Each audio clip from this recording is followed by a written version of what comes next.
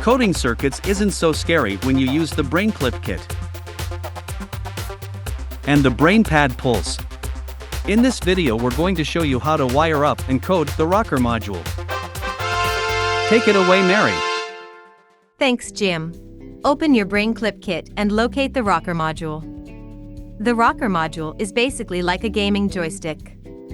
A Rocker Module returns two analog outputs, one for X and one for Y, to determine the position the rocker switch is in. Let's connect the Rocker Module to the BrainPad Pulse.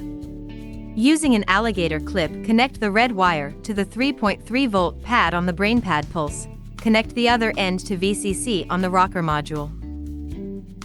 Using a black alligator clip wire, attach it to the ground pad labeled GND on the BrainPad Pulse and connect it to the GND pad on the Rocker Module. Connect P0 on the BrainPad Pulse to X on the rocker. Connect P1 on the pulse to Y on the rocker. If you need to, you can pause the video while wiring the components. Let's start coding. Let's read the X and Y values from the Rocker Module and display them on the Pulse's screen. To do this, we need two show number blocks, one for X and one for Y. The show number block can be found under Display in the MakeCode menu. Drag two of the blocks into the forever loop. Change the last value of one of the blocks to line 2. This will display X on line 1 and Y on line 2. Next, we need to read the analog value from P0 and P1 on the BrainPad Pulse. We do this by grabbing the analog read pin block. It's found in the Pins menu just below the Advanced tab. Drag the blocks into the first parameter of each show number block. We also have to make sure we set each block to P0 and P1. Remember, P0 and P1 are the pins we're sending the X and Y values from the Rocker Module to. Deploy the project to the BrainPad Pulse. Move the rocker to see the results. You may have noted that when we don't move the rocker, we still see a number on the screen. This is because the default value of X and Y when we don't move the rocker at all is 512. This tells us that the rocker is in the exact center position. Moving the rocker in one direction raises the value to a maximum of 1023, or moving it the other way lowers the value to 0. Let's use the rocker to move a sprite on the screen.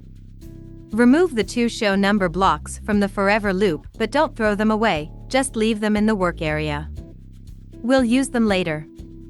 Below Advanced in the MakeCode menu, select Sprites. Grab the Set Sprite block and drag it into the OnStart block.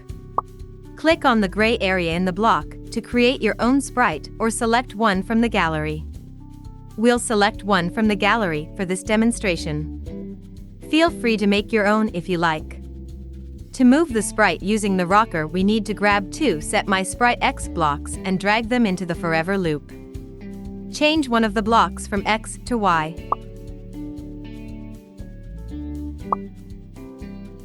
We should have two blocks now on setting the X value and one setting the Y value. You'll notice our sprite appears in the top corner of the simulator. This is because the X and Y value are set to 0.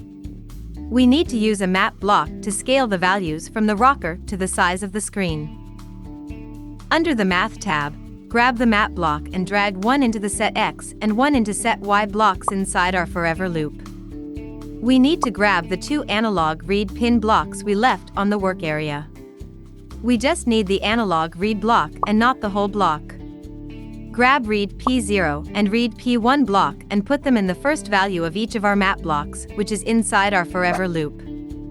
We can now throw away the unneeded blocks. Since our rocker sends a value from 0 to 1023, we don't need to change the next two parameters. We just need to scale the low and high in the map block to match the resolution of the screen on our BrainPad Pulse. The resolution of the screen for X is 0 to 128. The value for Y is 0 to 64. Deploy the project to the BrainPad Pulse. When moving the rocker, you will notice that the sprite moves left and right properly, but it is inverted in the Y, up and down, direction. This is because the display starts with the 0 location at the very top left, where the rocker starts with 0 at the bottom. To fix this, you have two options. The first option is by changing the map to invert the Y value from 0 and 64 to 64 and 0.